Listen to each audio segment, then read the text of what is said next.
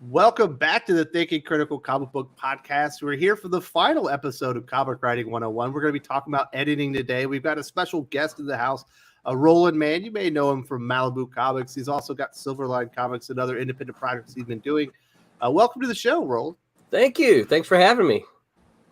Oh, wow. And thank you to Darth Bobcat, who already supported the channel. I'm going to miss these shows. We're going to do some specials, but this will be the last one that's live next weekend, and we'll be doing the comic book collecting show live. So we will still be here. We've got AL in the house. And with us also is a man with some comic book editing experience himself, Aaron Sparrow. How you doing, Aaron? I'm doing good. It's bittersweet today. It's the end of an era. Absolutely. Yeah, absolutely. We're going to be talking comic book toys and stuff, though. Yeah, no, there's plenty of stuff to talk about. You'll get Aaron still on the channel. Now, Roland, before we get started, Mark Pellegrini was like, you need to reach out to Roland Mann. He will be perfect to talk about editing. And he says that there's a story about Walter Koenig that you need to tell. Oh my goodness. Yeah. So if you don't know if you don't recognize the name Walter Koenig off the top of your head, he is Chekhov from the original Star Trek. And so while I was an editor at Malibu, I was privileged. I'm gonna put that word in quotation marks. I was privileged to be his editor. He did a comic book miniseries called The Raver. I think it was reprinted a few years ago by somebody, and I can't remember who. But I was Walter's editor. And Walter was one of these guys, and I don't know the whole thing, but he was always wanting to write. I think he wrote some Babylon 5, I think is what it was. He may have been involved in the creation of that. Don't hold me to that. I can't remember exactly, but anyway, so I was Walter's editor. Dan and David Day are the guys who did the art for that. Beautiful art, really good looking book. And so it's probably around the second issue. I had made some story suggestions to Walter, and he got really, really upset. Now, keep in mind, this is Walter's book, right? This was a creator-owned book. Malibu didn't own it. I wasn't, this wasn't an edict from on high. But he was very upset, and I was explaining myself and trying to tell him that it would make a better story. And he got hot. And so he said, "You're fired." And I'm like, "Walter, you can't fire me. I don't work for you. I work for the company." He says, "You're fired. You're not my editor anymore." And so he hung up, right? So he calls the editor-in-chief. And of course, the editor-in-chief comes walking over to me and he goes, "What did you do to Walter? Why did you make him mad?" Right? And so I explained the story to him. He goes, "Well, he doesn't want you to be his editor anymore." And of course, at this point in time, I'm like, "That's fine with me. I don't care." Right? Because he was more of a pain to deal with than anything. And he said, "But here's what we're going to do, because we didn't have the manpower, the resources." He said, "So we're going to tell Walter that you're not the editor, and Hank is going to be the editor. And he's going to call Hank, and he's going to give Hank his notes. Hank is going to take notes, and he's going to bring them to you, and then you're going to deal with Dan and David Day." And I'm like, "Really?" He goes, "Yeah." And of course, and Hank Knaltz, who of course went on to do 20 something years at DC Comics, he came over to me and he goes, "Why did you piss him off? Now I've got to deal with him and bring you these notes." And so that's how it was. Only a 3-issue miniseries, and that's the other thing. It was only a 3-issue miniseries, right?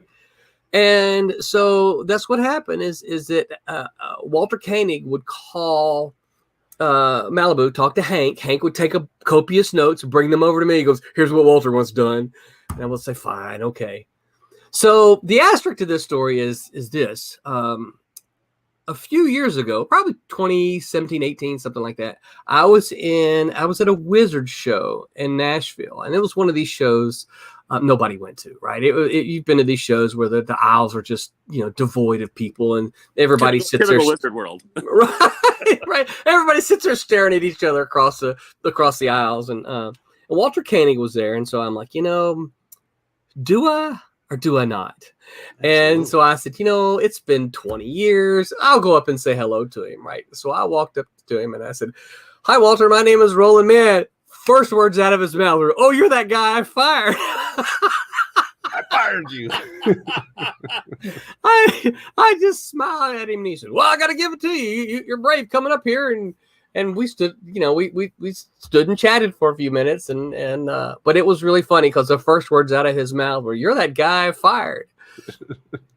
Did you explain to him? Actually, I ended up editing your book anyway. You just didn't know. I didn't. I thought about it, but I'm like, I'd hate for him to get mad and lose his toupee. So Roland, within your title there, it says final hours on Kickstarter. So you have Yes. a Kickstarter going right now. I do. Can you want to tell people about it? What do we got Sure, going? absolutely. So this is it's a Silverline, a flip book. We've been doing flip books for the past year, mostly because we're making so many comics, we don't have enough months to kickstart them. So we decided we would do flip books for our Kickstarter exclusives. And we're 11 for 11 shipping and fulfilling on time as promised, and that's a big deal these days in unfulfilled Kickstarters. This will be 12 of 12. Both books are done. They are I'm the writer of both of them. They're two very different books. One of them is a kind of a straightforward, fun superhero book we call Silverline Team Up, featuring Champion and Miss Fury. A lot of people might recognize Miss Fury. She is the public domain character. I wrote a Miss Fury miniseries in the 1990s for Malibu, which is kind of what made me aware of the character. But essentially what happens is the Champion is the other part of the team up, and his personal life is totally shot, and he continues to put his life at risk as a firefighter. But he seeks help from his physician friend because he's just worn out, but he keeps getting physically stronger. So his friend convinces him to come to New Orleans with him, where he's opening a new clinic. And so he does to get away from it all, but he finds that his troubles follow him. And New Orleans is where he meets Miss Fury, and the troubles that follow him from Chicago are the nefarious duo known as Pistol and Nim. That is the story behind the Silverline Team Up. Beah, the story is when the kid goes missing from the playroom, most of the inhabitants think he's dead, but not Bear, a stuffed bear. He tells everyone the kid's coming back to take them to a place in the big house where he's working on a new room for them all. The problem is no one in the playroom believes Beah, and so chaos and lawlessness ensues and leaves Beah alone to put an end to it. I am a dad of two, so this is born out of a lot of animation, a lot of reading to my kids when they were younger, and simply wondering, what really does happen to all the kids, all the toys when the kids leave, right? And so that's kind of how this story was born. It's not a kid's book, but the art makes it kind of look that way. It's not an adult book. It's for everyone. But it is not a story aimed at kids. There is a link in the video description. There's also a link on the screen right now and in the live chat. So if you want to go check it out, it's already been it's met its goal. Yep. You got a few hours left if you want to get it on that. And Aaron, you have some experience on working on a book similar to what Roland was talking about there with Beah. You did some work. You were editing Toy Story, correct? I did, yeah. Are we just going to tell our war stories? Is that what the stream's going to be? We can do it. Let's do war stories, then we'll get into editing. All right. Well, I can tell you a Don Rosa story. So Don Rosa is, if you don't know, he is a very well-respected writer artist who took on kind of Carl Barks' legacy and did organized all of Carl Barks' Uncle Scrooge stories into a definitive timeline called The Life and Times of Uncle Scrooge, or Life and Times of Scrooge McDuck. And it's an excellent book. It's one that I really love. And when I was at Boom, since they had the Disney license, they wanted to reprint it.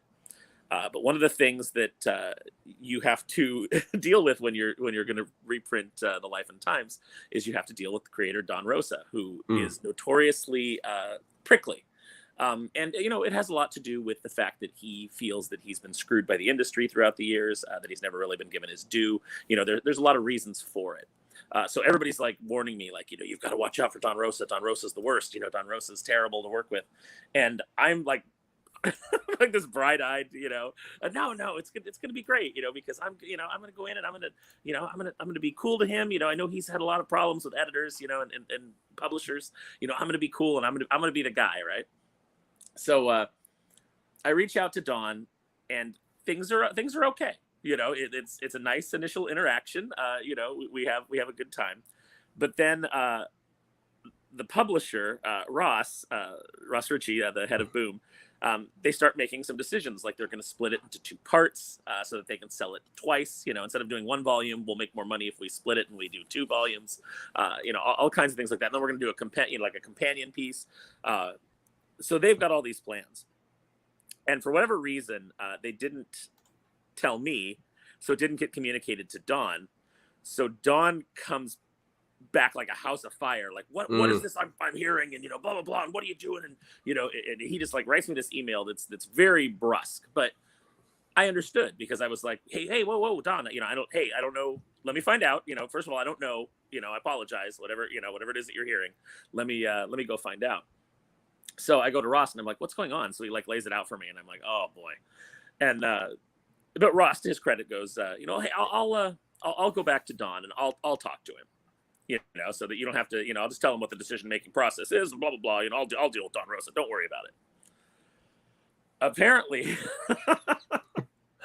he did not deal with it well, because Don wrote him an email that just excoriated him, and was just this dressing down from top to bottom.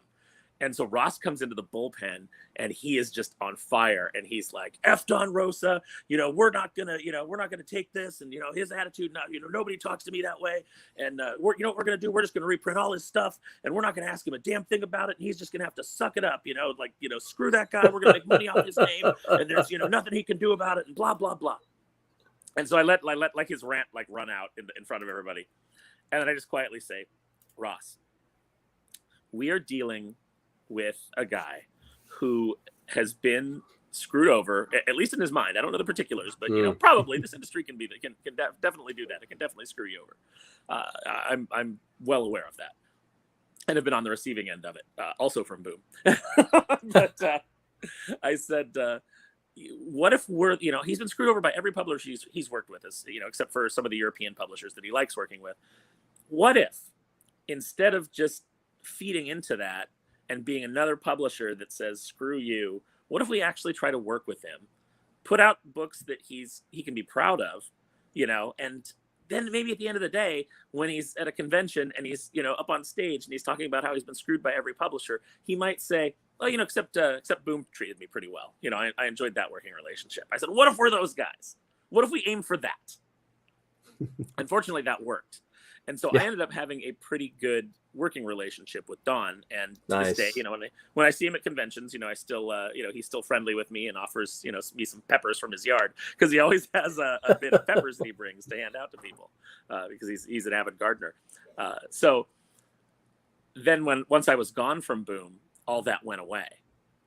And so I don't know what the breakdown in the relationship was, but I went to a convention, and Don had a sign on his table that said that he would not sign any Boo material.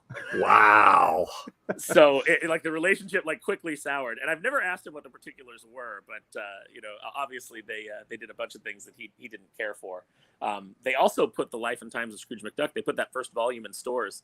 They sent it off to print without my approval. So I had not gone through and done all the final edits. We hadn't done, some of the things that Don had asked for, and they put it out. And the way that I found out that it was in stores is the person who was in charge of the Disney, overseeing the Disney license, actually at Disney, called me and he said, "Why am I in a comic book store right now looking at a copy of Life and Times of Scrooge McDuck by Boom Studios that we have not approved?" Wow. And I just my jaw hit the desk, and I was like, I have no idea. That is still here with me waiting for approval. I still have to go over it with, but while I was over a weekend, they had pushed it out because they wanted to meet a deadline, and they didn't tell me, they didn't bring it up to me. They just pushed it out there. So then I had to deal with that too. So that of course upset Don. I had to talk to him on him. So sorry, we'll make corrections, et cetera, et cetera. But yeah, I was constantly being put behind the 8 ball because of decisions that were above my pay grade. And having problems with creators through no fault of my own, just through decisions that were made, without me being involved. That is crazy. We've got a couple of super chats. I want to say thank you to Lane Kramer. He says, Wes, could you say Naomi like you did in your video? Now, I recorded this like over a week ago, but I think it was something like Naomi. It was so making fun of the original Naomi character from Brian Michael Bendis said it's now the focal point of the Justice League, even though you buy that comic book or a lot of other characters. We also got Darth Bobcat. I believe this is in reference to Roland's story. Good chat, Walter. Also, nuclear vessels, yeah. Yeah. So it's crazy, thinking about a comic book editor. I imagine Roland, the best comic book editor in the world, is seen and not heard, right? The story goes out, there's no complaints, and then you did a good job. Right. If there's a problem, then everyone knows your name. Right. Yeah. Yeah. I mean, an editor, of course, I teach at the university here, teach creative writing at the university locally. And one of the things I tell my students all the time is that, an editor's job is to get the very best out of each of the creators that they can. And, sometimes it's easy, sometimes it's hard. Sometimes creators get stuck on an idea that they think is brilliant. And how do you convince them that it's a terrible idea without making them mad? You have to, and there's that sort of dance that you've got to do to convince them. And a lot of times the part of the secret is convincing them that the change is their own idea. You kind of talk them around. And I was never one of those editors that said, here's what you need to do. I would often say, here's what's wrong. How can we fix it? And then you kind of throw the problem back on the writer, and these make are them my 3 solutions. This is the good one. This is the one that sucks. Yes. This is the other one. Yeah. That's exactly what I did in the military. This is the problem, Commander. These are the 3 ways we can address it. This one's great. These suck. Right. This is what you should do. Yeah. Yeah. And so, I forgot what the original question was. How did I go off on that? Oh, we're just talking about editing. How if you do a good job on you're unseen. Editor, no one knows who you are. Right. No, you're absolutely right. And but what happens is when there are problems, you immediately know who's in charge. Oh man, this item I'm not gonna buy a book edited by this person because they're terrible. Absolutely. I've got a couple of quotes about editing. This is from author Joseph Cannon. He says, when you're editing, you want to be the perfect appreciator, not another writer. It's not your story. You want to be able to appreciate what they try to execute, and certainly the best version possible. Also, Robert Gottlieb, he's been an editor-in-chief of a bunch of publications you would know, I believe like the New Yorker, stuff like that. And he says, editing is simply the application of the common sense of any good reader. That's why to be an editor, you have to be a reader. It's the number one qualification. Yeah. That's a lot of what it is, right, Aaron? Is where you're going in there and you're like, this doesn't make sense. You can't go from point A to point C here without a point B. How are we getting there, right? Exactly. And as an editor, I always have people look at my stuff when I'm wearing my writer hat, because the fact of the matter is, as the writer, you can get too close to the source material. You've got all the lore in your head, but maybe you didn't communicate that well. Maybe you didn't get that down on the page. Maybe, people don't understand, well, how does this connect to this? Because you know it, but you didn't put it down. So it's part of the editor's job to go through and read it with a fresh pair of eyes and look for the plot holes, look for the things that don't make sense, and then say, how do we fix that? How do we get from here to there? It's also very helpful to have an editor who understands who the characters are, so that when you as a writer have taken a shortcut and you've made a jump in logic with the character because you're like, well, I need this to happen, which is not how you should be writing. But it's the editor who comes back and goes, why would the character do this? You need to explain why this would happen. What is the thought process going on? Because right now it seems out of character. So how did we get here? One of the great stories from another editor, I worked with Mark Panicia at Tokyo Pop, and he later went back to Marvel and worked on a lot of different things. He was working on a lot of books when they were doing Civil War. And if you remember, Civil War came out at the time that there was a huge argument in the country over the Patriot Act. And so all of the writers, being progressive liberals, were all very much viewing Iron Man's side as George Bush. So they were automatically against it. So every writer was coming back and saying, well, I want my characters to, my book to be on Cap's team because Iron Man's Bush and Patriot Act and blah, blah, blah. And he said he had to go back to them and he said, look, we've already decided based on the characters' histories who they're going to side with. You as the writer have to dig into that character, put your personal feelings aside, your personal politics aside, and write the damn character. Right. Figure out why they would, identify with Iron Man's side. And so invariably his books were better than some of the other ones because he was actually taking a firm hand and directing the writers into better stories. And I've always loved that. Yeah, one of the best guys on Civil War. A guy who I think is really kind of an unsung hero in a lot of ways in as far as writing goes. Christos Gage was the first one who, because I was firmly I'm a Cap guy.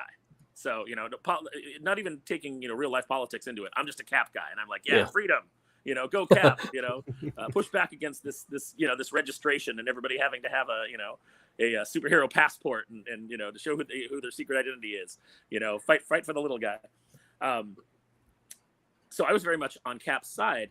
And then Christos Gage wrote a story where he had Cap and Iron Man meet in the middle of this big conflict, and they are trying to talk it out. And for the first time, someone actually wrote Iron Man in a way that I was like, wow, I'm still not sure if I agree, but I get where Tony Stark is coming from. I get, based on his character, why he would be on this side of the argument. Yeah. And it was really well done, and it made the story much better than what we got in like the main story itself, which was just kind of superheroes punching each other. Yeah, absolutely. So I worked with Mark at Malibu. Oh, did you really? I did. Yeah, sure did.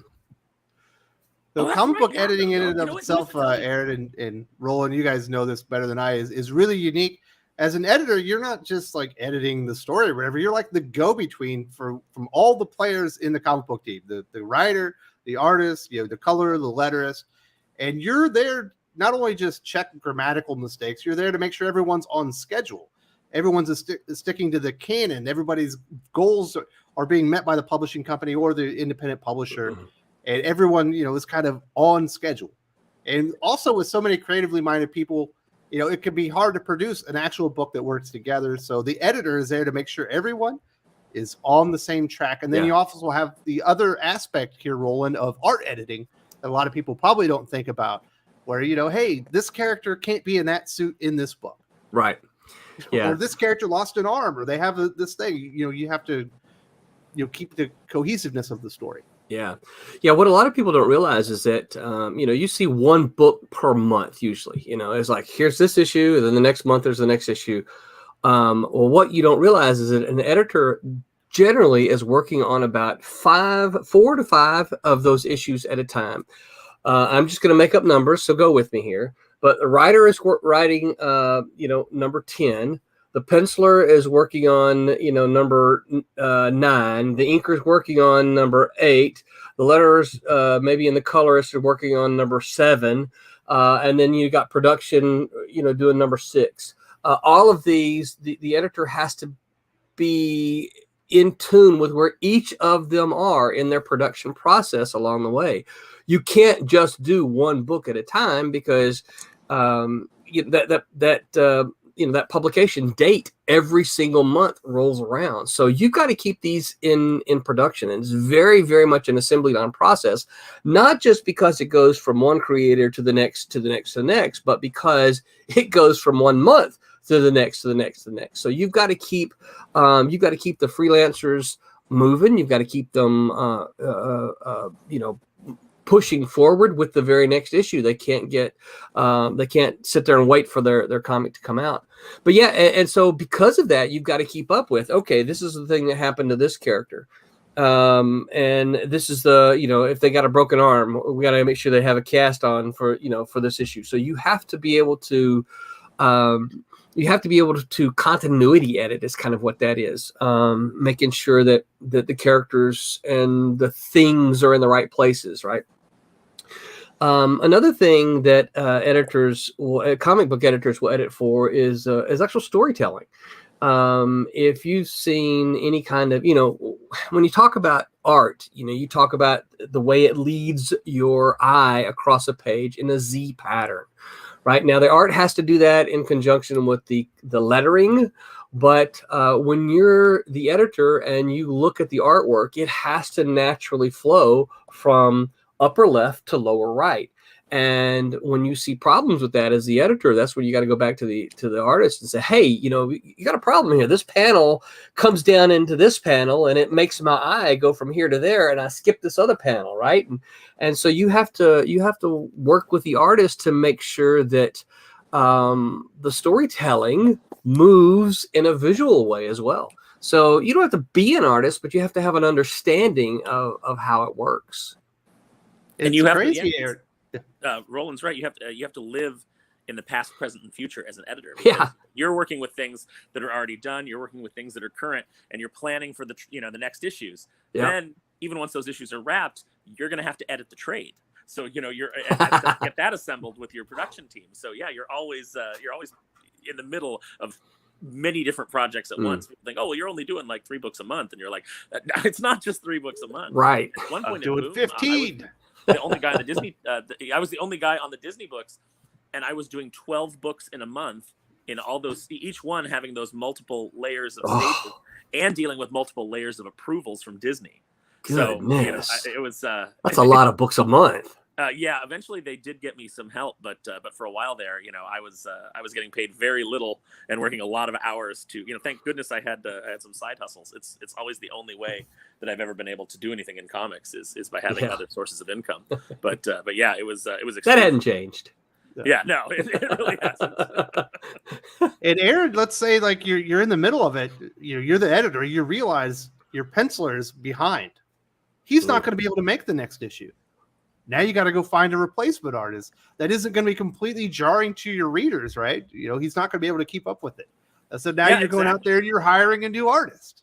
And sometimes, the styles aren't going to match. Right. Yes. And it's not always the artist's fault. Sometimes there's other problems. Like, for example, when I was doing Muppet King Arthur with and Dave Alvarez started out as the artist on that. And because of the slow approval process, because Boom was always rushing things and then trying to make up the time by speeding them through approvals, which you can't do. Disney is going to take its approval time. That is built into the contract, and they are going to, sometimes you'll get stuff back early, but typically it's going to go right up to the wire because they have that much time to deal with it. And the approval people are busy. So because they're not just looking at your comic books, they're looking at a million other consumer products. So what happened was the schedule got pushed back past Dave's window. Well, Dave's got to make money. So now he can't just sit idle for a couple of weeks while he's waiting to find out, what the next thing is going to be. He had to move on. He had to take another job. So now he doesn't have time to pick up the next issue where we had it scheduled. So I had to find a replacement. And that's actually how I ended up working with James Silvani for the first time. Was he had posted some Muppet pages in the Boom forums, just saying that, like, wow, I'm a huge Muppet fan, and I love what Roger Langridge is doing on the Muppet Show book. And I just, so he drew this little 3-pager with Lou Zealand and his boomerang fish, and it was so good and it was so funny that I hired him on the spot to help pick up the slack. And he ended up drawing the rest of, it was only going to be like a 1-issue fill-in, and then we were going to go back to Dave. But when he turned in his pages, he was so quick, because he was so excited to be working on it. And that he sold all the jokes so well and everything was so detailed that I was like, okay, well, you know what? It's going to be jarring to go back and forth. So we're just going to have you finish this out. So the first issue will be Dave's, and then the next 3 will be yours. And, James ended up doing some more Muppet stuff for me, and we ended up working together on Darkwing Duck. Yeah, it's crazy the way you're having to juggle it. As Roland was talking about, yeah, you're working on five issues in the one series, but if you're editor at Boom, you're doing 12. If you're at Marvel, you're probably doing upwards of maybe 10 comics. I can't imagine trying to handle that. I'm not terribly harsh on on the editors, except when they're going out and they're actually actively antagonizing the audience. But as far as like the work goes, if you've got time to be on Twitter, you've got time to have no mistakes in your book. That's the way that I look at it. But if there are mistakes and things like that, I understand that, like, a lot of these editors are kind of thrown to the fire. Marvel's relying on some very cheap labor. They're hiring people like straight out of college who don't really have any experience. They've just been to college. That's about it. Right. They don't really have any life or story experience. So I'm not too harsh on them because I know that they're probably radically overworked. And they may or may not have read a comic book. Yeah, exactly. A lot of times, sorry, business, you find yourself dealing with people who have no idea what they're doing. Like, even with approvals, you'll get people who they came from some other publishing. They were editing a fishing magazine, And now they're in Right. charge of comics, with Disney characters in them, and have no idea, who these characters are. But they've got a Yeah. book of rules that they're going through. And, Yeah. you run into that problem. Like I had, I worked with some great approval people when I was at Disney. But, there was definitely some of that going on. You can't know every property that you're dealing with necessarily, especially if you've come from a different publishing job. So I got some notes back once where Jesse Snyder had written some dialogue for Lenny, the little pair of binoculars in Toy Story. And they came back and they said, Lenny doesn't talk. You have to remove this dialogue. He can't be he can't have any dialogue in this book, because this character does not talk. And I sent them back and I said, not only does he talk, but he's voiced by one of your directors, Joe Ranft. And I gave them the timestamp in the movie where Lenny is talking. And after that, the approval person was just like, well, you know this property better than I do, so I'm just going to trust you from here on in. And I was like, thank you, I appreciate that. We actually had Mr. Mike talk in a comic book, and he didn't talk in the movie, but we were like, well, we feel like it's important for the story, so Mr. Mike's going to talk, and nobody questioned me on it. So, and, it's a different. There's a different approach too, as well. If you're a corporate editor, or if you're editing for creator-owned property, right? Yes, that's exactly where I wanted to go with that. Okay, well, I'll shut up and let you go there then. No, perfect. Yeah, when you're in an atmosphere like Malibu, or when you're at Boom Studios, you got a whole team. Yeah, right? You got an assistant editor, you got a group editor that's over top of you, make sure everything's going on. But if you go to yourself or Aaron nowadays as a freelance editor, you're the entire team, right? It's where you're going to be doing all the copy editing, story development, all that stuff all in one. So you're taking on even more responsibility. Yeah, absolutely. Yeah. Are you waiting for me? Yeah, absolutely. You're gonna be picking up all of that. Yeah, and I think the other thing is, as a corporate editor, you are the corporation, the company has put you in charge of taking care of that character. If you're the Spider-Man editor, Spider-Man is in your charge. They basically entrust you to watch over and protect Spider-Man, so that the writers who you hire don't come in and ruin the property, right? Because it is a valuable piece of property that the company owns, and as the editor, that's your job to protect that property, right? You are the one who has to make sure that Spider-Man remains Spider-Man. One of the things that we kind of used to say is that, I'm going to give you, as the editor, when I hire you as a writer, I'm giving you my toy to play with. When you're done playing with him, you have to return him to me in the exact same condition that you get him in. That, right? It's like, don't break his arms. Don't return my toy broken. And that's really a corporate editor's job. But that's a whole lot different than, being hired by someone who does a creator-owned book, because you can make the suggestions all you want to a creator-owned property, and they can say, nope, don't want to do that, sorry, or no, I'm going to do this anyway. I don't care if it makes sense or not. And that's because it's their property. They can do what they want regardless of what you say or suggest. That was the case on our second Darkwing book at Joe Books. I brought on Janice Orlando as assistant editor. She's really, really good at what she does. But ultimately, I had the final say on my script. So she would give me notes, and sometimes I would take her notes, and sometimes I would say, "Well, I'm not going to do this because of this, that, and the other." It wasn't really a bone of contention. She was very professional, and she was like, "Okay, well, this is just, I'm giving you what I think, and if you're going to go in a different direction, you're going to go in a different direction." But she used to also get on my case too, because she would go, "What does this joke mean?" Yeah, and I would explain it to her, and then she would go, "Who's going to get that?" And I would go, "I don't know, I said, a few people will get it and they'll really appreciate it." And she'd be like, "Why do you write jokes for one person?" And I said, "Because that one person," I said, "there's jokes for everybody, but that one person is going to get to that one and be like, oh man, this guy's speaking my language." I said, sometimes I'm writing for an audience of one. Maybe that's not the best idea, but it's a lot of fun. Yeah, Easter eggs are fun. Yeah. Throw a bit there. What's crazy, talking about corporate comics, Roland, recently there was the King in Black event. I know that you've kind of turned to the indie scene lately, and it's a big event. The entire Marvel universe is having to fight this, symbiote god, And I was amazed when I opened up issue number 1, and it's got all the heroes.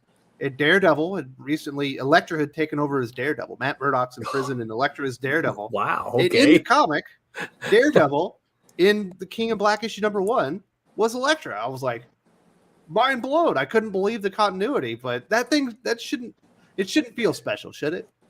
It should not feel special. No, it should feel.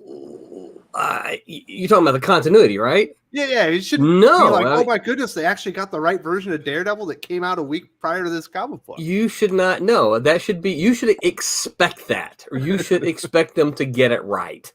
I mean, because a corporate company, they have continuity editors. They have people who are hired just to keep continuity. You've got to. You mentioned earlier when you do. When you're freelancing and you're everything, you're the content editor, you're the copy editor, you're the proofreader. Yeah. At a corporate company, nope, you've got different editors for each of those jobs. And so, yeah, you should expect that from them because they have the capability and the resources to do that. So you were just mentioning some of the types of edits that you have. And obviously as somebody that's working more freelance like yourself and Aaron are doing, your own projects, you're doing Silverline, but you work for hire. Mm-hmm. You can do a development edit where you're looking kind of at the big picture of the script. Right.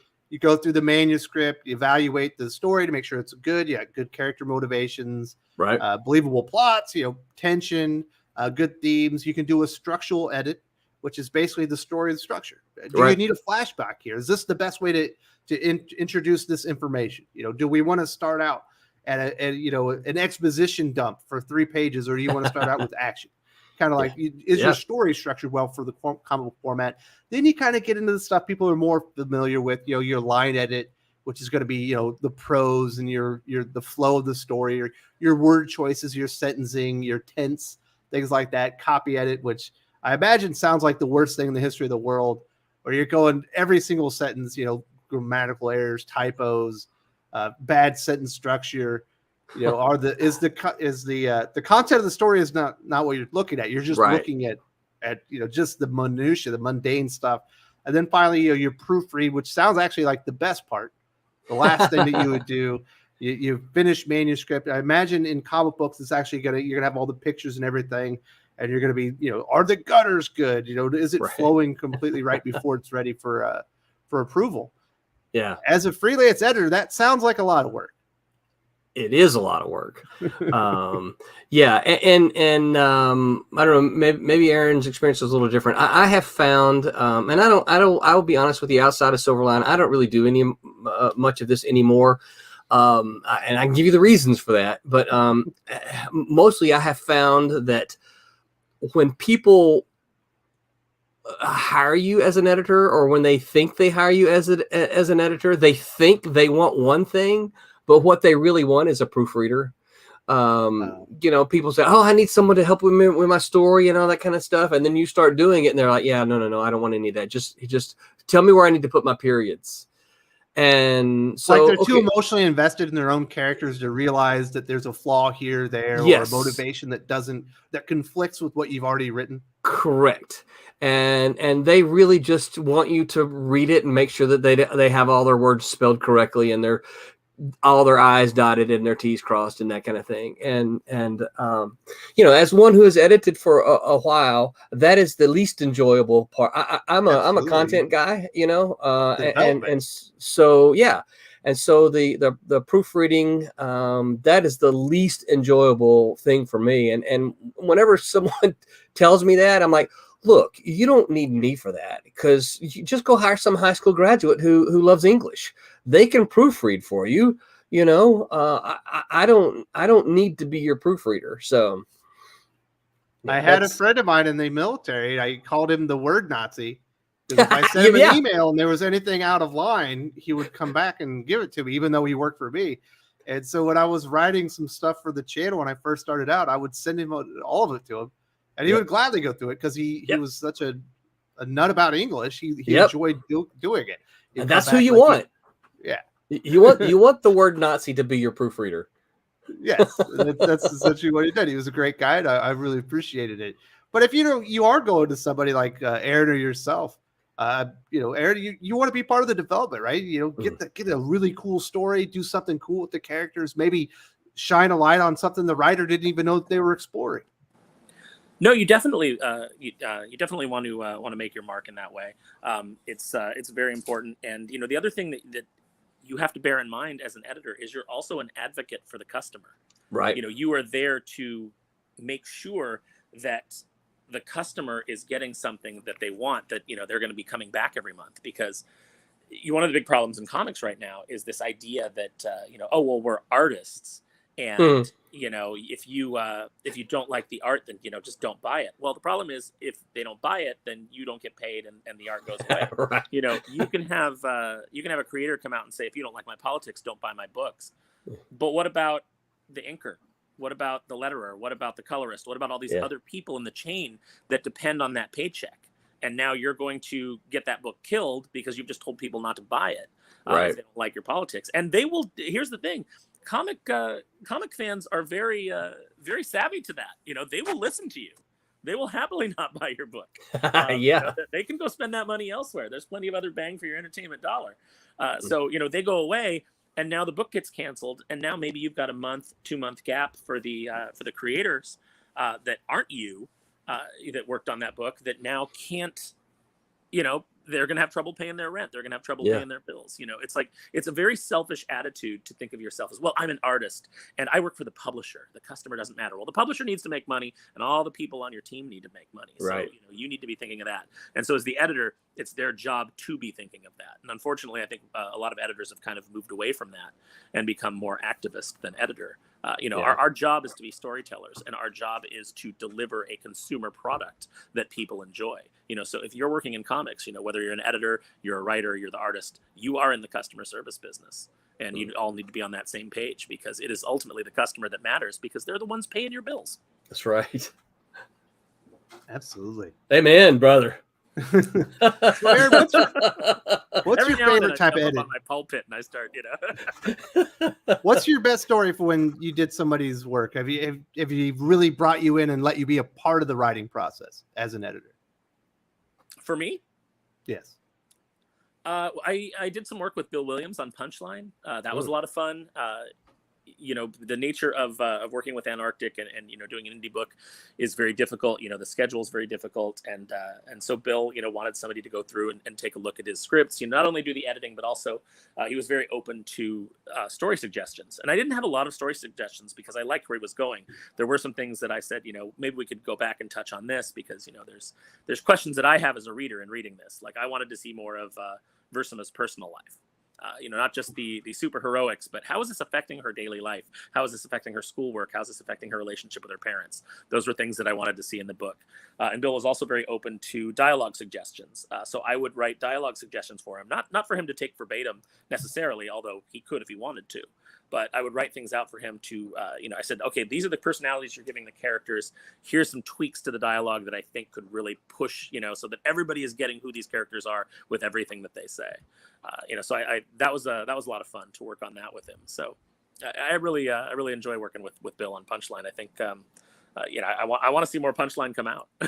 Yeah, absolutely. The art in there was fantastic as well. One of the things I've noticed, Roland, I'm going back and doing a lot of these retrospectives. So I'm reading the current stuff while I'm really getting invested in the older stuff.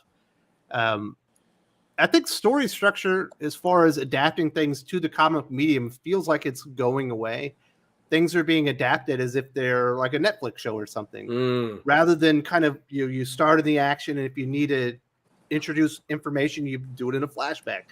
I've read comic books when I've gotten through the first 3 issues and we get to issue 4. I was like, this should have been the first comic book, and all this other information should have been added in afterwards, because nothing literally happened, and you're not exploiting the action medium of comic books themselves. It almost feels like the art of comic book storytelling is what really needs to be focused on right now. Yeah, you could probably spend an entire hour talking about the reasons for that, I think. But, I'm from Mississippi, so I'll probably say this wrong.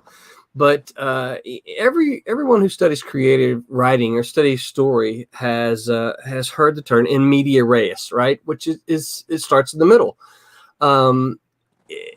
comic books are visual entertainment. We expect to be visually dazzled. 20 pages of talking heads is not visually dazzling, right? So, I think we've kind of entered an era of storytelling in which, number one, there's not a powerful enough editor there to tell them that this stinks, right? But writers have a tendency to think, and look, I get it, because as a Southerner and as a storyteller, how many times have you heard someone say, "Hey, man, I got to tell you this story, but before I tell you the story, I need to tell you this so that you'll understand my story," right? And I think this is what happens so much in stories, is that writers have a tendency to say, "I'm going to tell you the story, but I'm afraid that you're not going to understand it. So I need to front load it with all this other information so that you'll understand my story." And of course, I argue that, no, that's not true. Just tell me the story. Don't tell me what you're going to tell me, or don't tell me the story that you're not going to tell me because you think I need to know this in order to No, just tell me the story. And then if you've got stuff, as you mentioned, if you've got stuff that happened before before your story starts that you think I really need to know, just sprinkle it in. Give me. I don't need 20 pages of a flashback. If you're telling me the story and then you're like, "Oh, here's something you need to know," give me 2 panels of a flashback. Give me a page as a flashback. Dream sequence. A dream sequence. Yeah, you don't have to spend 20 pages of a buildup just to get me to where you want to go. Just tell me the story that you want to tell me. And I think that's a big problem in storytelling today in comics.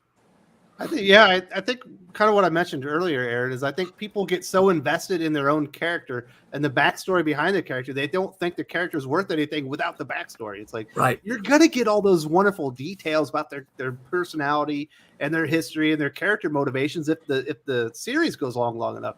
But the series isn't going to go on long if no one's excited to read the book. Right. Right. Well, look at you and I talked about Mother of Madness and that splash page where it's like, "Hi, I'm so and so, and here's every stupid detail about my life. I played Undertale, and I did a pacifist run through it, and I like Ruth Bader Ginsburg speeches." And it's like, I don't care. I hate you now. Like the better way to introduce your character. I think I saw that page. Yeah. But did it make the Twitter rounds? Oh, it did. Yes. Oh yeah, I think I saw that. Yeah. Yeah, I basically put it up too as just something that I said, this is what not to do when writing a script. I probably saw your tweet. You might have, yeah. So and that's something that if you had an editor on that book, which a lot of image books don't have editors because they're all creator owned, and unless they hire an editor for themselves, they don't have that. So it's just basically a creator getting to do whatever they want and not having anybody tell them no or this is a bad idea. So it makes you hate that character right out of the gate, but it also loses any immersion or interest you have in the story. There's a line in the movie Swingers that I really like where Vince Vaughn tells his friend who's going to go talk to this girl at the bar. He says, "Hey, don't be the guy in the PG movie that everybody's just really hoping makes it happen. I want you to be the guy in the R-rated movie. We don't know if we like him yet, but we're interested in finding out where his story goes." And I like that line because that's kind of what I want out of comics. When you introduce a character, I don't need an exposition dump of who they are. And I certainly don't need any little cutesy caption talking about, secret agent likes kittens. I don't need any of that. What I want is I want you to introduce the character. I want to not know who they are. I want you to create an air of mystery around them that makes me interested in going on the journey of finding out who they are. That's compelling storytelling. Yeah, because ultimately, just like people, your characters are defined by their actions.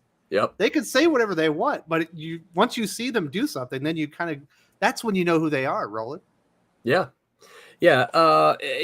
So I have as a writer, and I encourage my, now I didn't do this way back when I was an editor at Malibu Marvel, but I do this today.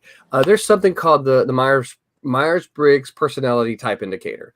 I assign for my primary characters, and I don't do that for my secondary ones, but I assign a Myers-Briggs personality type to my primary characters. Part of this I do so that my characters will always be in character, right? I want them to act in character the way they're supposed to act. Sometimes I get caught up in things and I forget. Oh, cool. Yeah. Oh, wait a minute. That's what I would do. Right. not what the character would do. That's what I would do. What is their personality type? Let me see how they would react. Interesting. I had to take a personality test. My buddy ended up being an INTJ. That's what I am. Yeah, INTJ. INTJ. Yeah, it's one of the more interesting personality types out there. Aaron, we talked about it in the past. And I think that's probably where your character Bible comes in really important. So if you've done your character Bible, that's absolutely something you need to be giving to your editor as well, so they can say, "Hey, yes, you're staying in character here." Yeah, when you're dealing with created characters, they're like are from your own mind. You need to bring the editor up to speed on what it is that they need to be looking for. If they're just reading script to script, and that was one of the things that was nice about Punchline is that Bill Williams gave me that. So it's like I kind of knew Mel's personality before I ever even read the first issue, and Mel was the character that I took to the most because she was sort of cynical and world weary, and I was like, this is a character I can identify with because I'm cynical and world weary, especially as an editor. But it allowed me to help him kind of craft her dialogue so that she always had this kind of like sarcastic, guarded way about her. And then when he wrote the scenes where she was actually opened up and was more vulnerable, they had much more impact because you had that juxtaposition of her actually dropping her guard from what people expected. So yeah, it's extremely important to do a character Bible. And then when you're working with licensed characters, like working on Darkwing, I had just episodes upon episodes upon episodes of characterization to work from. So it was really easy to stick with the characters. And one of the compliments that we always got on the series is, man, these characters feel like they just came directly from the animated series. It's seamless. The dialogue, I can hear the voice actors in my head. And that was always the greatest compliment to me because I spent a lot of time not only as a fan, but like going back when we were going to do the book and watching the show to make sure I was, when Steelbeak talks, I want you to hear Rob Paulson. When Darkwing talks, I want you to hear Jim Cummings. Is this how they would deliver the lines? So that's the advantage in doing something that's based on a property that already exists, is you kind of already have those voices in your head. But yeah, when you're doing a creator-owned book, they've got to lay that out for you so that you can really help them stay consistent. Right. So Roland, as an editor, let's say you're not doing this work anymore, but this is just friendly advice. We have a lot of people in here that are going to see this video that are wanting to write their own comic book. They're at the process. Maybe they got their first draft. It's in a good spot, and they want to hire an editor. They want to throw a little bit of coin out there. What are the things that they need to do to set the editor up themselves for success?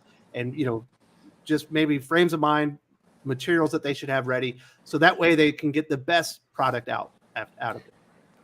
Yeah, obviously a story Bible, and when we say story Bible, you're looking for character descriptions, personality types. I like to see the story arc. I like to see where are you going with these characters. Here's what do you envision? Excuse me. What do you envision your first 4 issues to be? Your next 4 issues. Your basically your first 12 issues worth of stuff. And I say 4 issues because I tend to think in 4-issue arcs. 4-issue arcs of 22 pages gives you 88, which is a great for a trade, right? So I tend to think that way. So let me know where you want to go with the character so that I can help you get the character to that place, right? If you just give me a story Bible, then you're just telling me here's who the characters are, but you haven't really told me what you want to do with them or where you want their story to take them. And in the same regards, if you just give me your outline, here's my outline, it's like, well, okay, but I don't know anything about the characters, so this could be, but why are they doing this? Why does this character react in this way? Why is this character reacting that? So I think the 2 things that you need are a good character Bible that has their personality, their background. And I'm talking about stuff that's not necessarily for the reader. This is just stuff for you. What do you need to know? You need to know,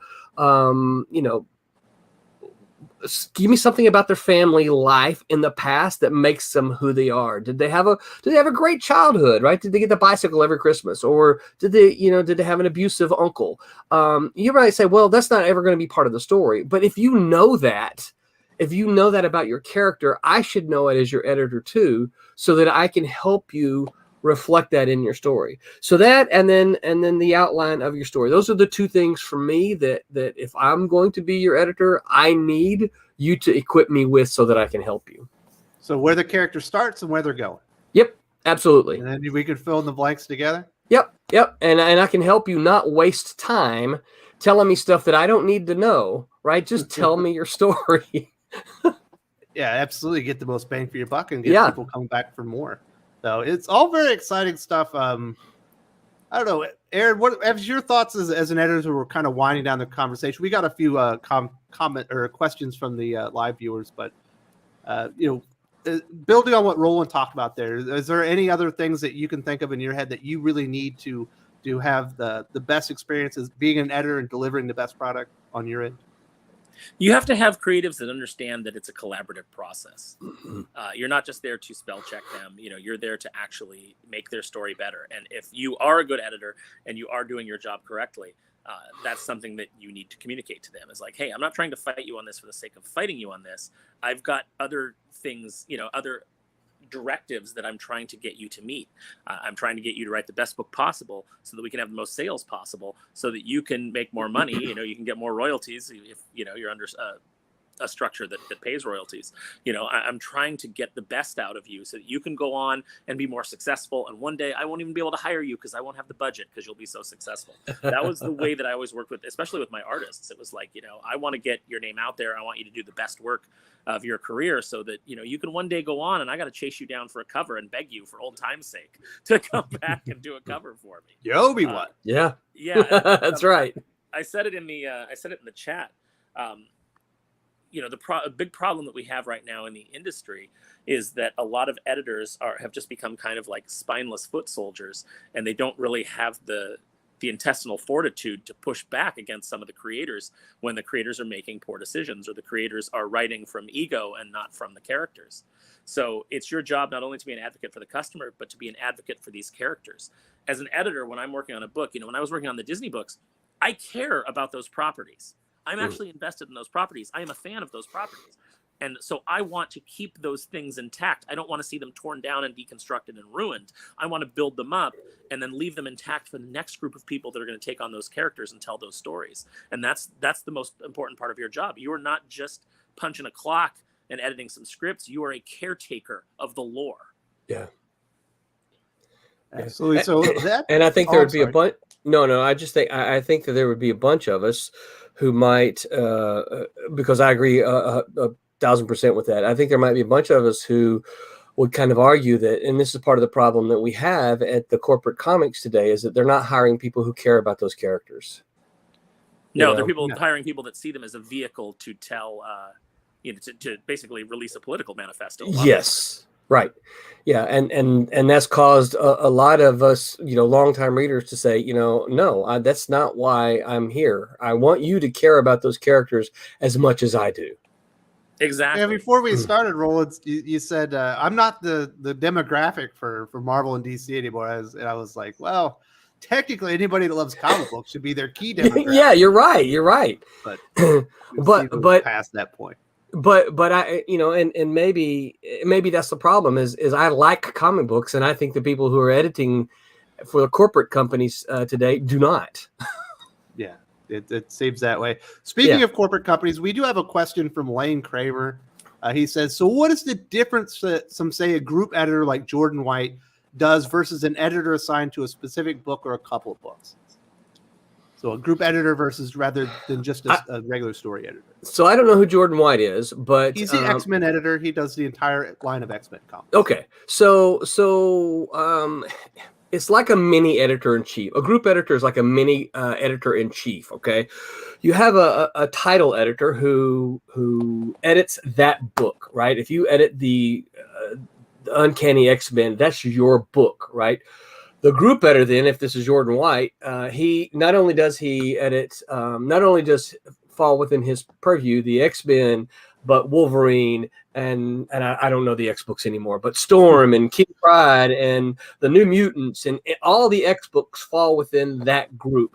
So he's like a mini editor-in-chief for that family of books, if that makes sense. So if there's an event coming up, He's going to want everybody leading right up into the event. If this character's been hurt in this book, you don't want him showing up, as a special guest in this other book in the same book. Right. The group editor is the one who's got to keep all of that knowledge here, because that way, if someone says, "Hey, I need Wolverine this month," he's like, you can't have him this month because he's doing this in this book, but you can have him next month because he'll be coming off of this, right? Yeah.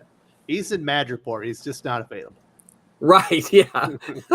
Yeah. And then all the major families are going to have. There's going to be a Batman editor, a Superman group editor, Spider-Man group editor, all that stuff. Yep.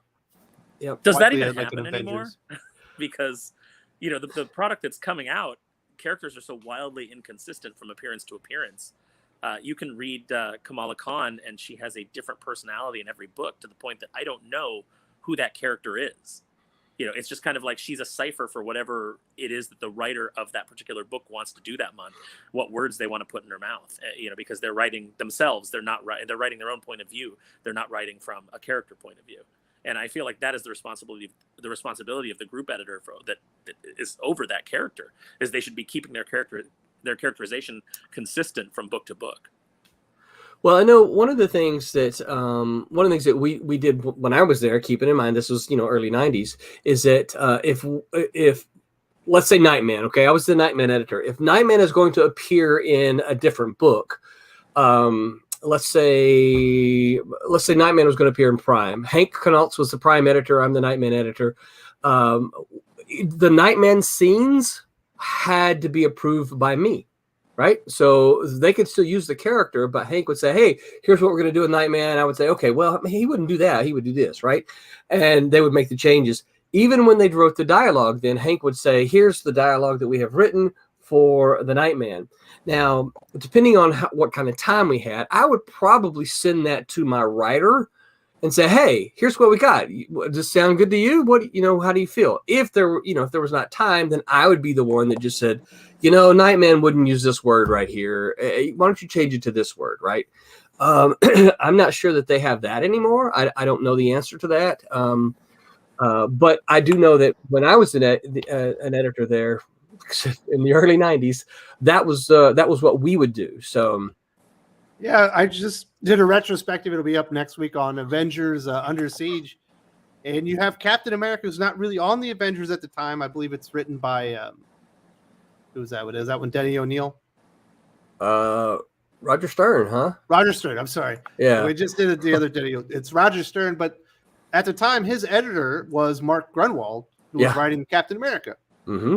So you get a seamless transition of the character right in there, and he sounds like he's right out of the Captain America comic, because he literally is. Right, yeah. You have the correct writer that's overseeing, and everything was very well constructed and cohesive. So, excellent question, Lane. We do want to say thank you to Julie Pascal for supporting the channel. Thanks for the conversation. Super useful information for a writer. Definitely go into the Comic Writing 101 playlist on the channel if this is the first time you've been here. This is the 20th lesson. So there's like 24 hours of comic book writing information available in that playlist, and there will be more information as well. This is the last live stream, but we're going to do specials, like we'll do a horror special and some stuff like that as well. So thank you very much. Cool. You can also always hit me up on Twitter, guys, if you guys have any specific questions, or you're writing a script and you're having trouble. Hit me up. I'm happy to offer advice. Absolutely. Aaron is ready to be your comic writing mentor. We had a whole episode on that. Aaron didn't realize he was a mentor. He was like, "I'm not a mentor." I was like, "You've worked with people at Boom Studios, correct?" And he goes, "Yeah." And I was like, "Do they still contact you for advice?" He goes, "Of course." He's like, "Yeah, because you're their mentor." He's like, "Oh, yes, they still look up to you. They still think your advice is weird. Good." I don't think of myself as anybody's peer, and maybe that's because I try to stay humble. But I've actually that's the second time I've been taken to task, Wes, by somebody who's like, "No, you're people's peers," and I'm like, "No, I don't want. I'm not. I've never wanted that responsibility. I'm just a guy." There's still people out there that are going, "I wonder what Aaron thinks of this. He'd fix it right away. Let me talk to him." Yeah. We do have Dominic Powell, who's going to college to be a comic book artist and writer. Does developmental editing and copy editing still play a role in comic book writing as it does in literature? Aaron, I'll let you have first crack at that, and then we'll let Roland go. Yeah, no, I definitely think it does. If it's being done right, then yes, it definitely still has a place. I don't know that a lot of that is happening at the big two, well, particularly Marvel right now, just based on the product that's coming out. But yeah, it should be. It definitely should be. And if you want your book to be the best that it can be, it's definitely something that you should be working into the process. Yeah, and of course, I will. I will take him to task a little bit, not terribly serious, with his use of the word literature. Are you trying to suggest that comic book writing is not literature? That is the way your question is worded. It makes me think that you don't think that comic book writing is literature, and I might differ with you a little bit there. Yeah, you know what? I make the argument that there really should be no difference in comic book writing, except that you got pictures to go along with it. I mean, I want a good, smart story in my comic books the same way I want it in my prose. So, yeah. Yeah, that's a lot about what we've been talking about. Is like the things that you would have in prose in your novel are just displayed in your picture. That's right. That's where you're setting your background, you're setting the tone, and you're transitioning and everything. Yep. And it's probably still in your script. It just doesn't make it to the final page because you have an artist. It's for your artist. Yeah. Absolutely. So thank you very much for that one, Dion. He was just teasing. Dion is definitely going to be a major player in the comic industry in the years ahead. He has this question: is it fair to say the job of the editor-in-chief is to keep creators in check and rein in on their behavior? Is that part of the job of editor-in-chief, Roland? So when I was active, we didn't have social media, so I would say that wasn't something that was a chief concern for our editor-in-chief. I'd say it's a major concern today because I think, as Aaron was saying earlier, comic book fans hear you if you say, hey, if you voted this way, or if you feel this way, or if you vaxxed this way, then don't buy my comic. Comic book fans, they're paying attention, and that affects the sales of a comic. So I would say it's the editor-in-chief's job today, part of their job, to keep their creators in check and say, look, you are, as long as you are receiving a paycheck from us, you are a de facto representative of our company, and we don't want you out there, ticking off half of the population because you feel so strongly about this. If you do, we may have to sever our relationship with you because we're trying to sell comic books, or ideally that would be the idea. We're trying to sell comic books to everybody. The vaccine. You're supposed to be managing budgets and advertising and hiring people and making sure the right people are on the right jobs, and your mind is focused on what is everyone doing on social media. Oh my goodness. Yeah. Another incident. Yeah. I can't imagine being some of the tweets I've seen go out from corporate comic book creators over the last, couple of years. I cannot imagine being in charge of corporate comics and having to they're just acting like little kids, a lot of them, and I'm like, sorry. And you need to get away from the mentality that comic book creators are celebrities. Yes, you're not a celebrity. Maybe at best 200,000 people know who you are. At best, you're Scott Snyder. Maybe you're saying Scott Snyder's a celebrity.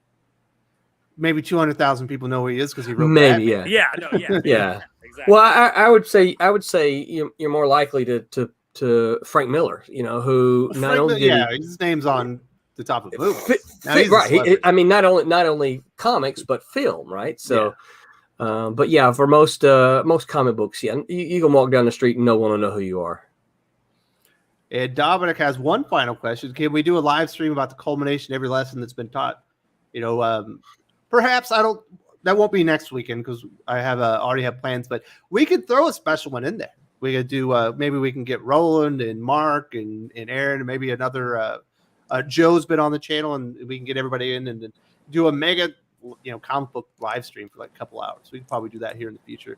Probably have to schedule it out to get multiple people in, but this has been a lot of fun. Roland, definitely want to thank you again one more time. You have a Kickstarter going on. It's almost over. It is a flip book called Silverline Double Feature, Bay #1 and Silverline Team Up. I'm sorry, #1. And how long is it open for? Is We've this the got last day, or? 8. Yep, today's the last day. We've got 8 more hours. Silverline will be on our live stream tonight at 8 o'clock, and the Kickstarter will end while we're live. So Very exciting stuff. So definitely check that out.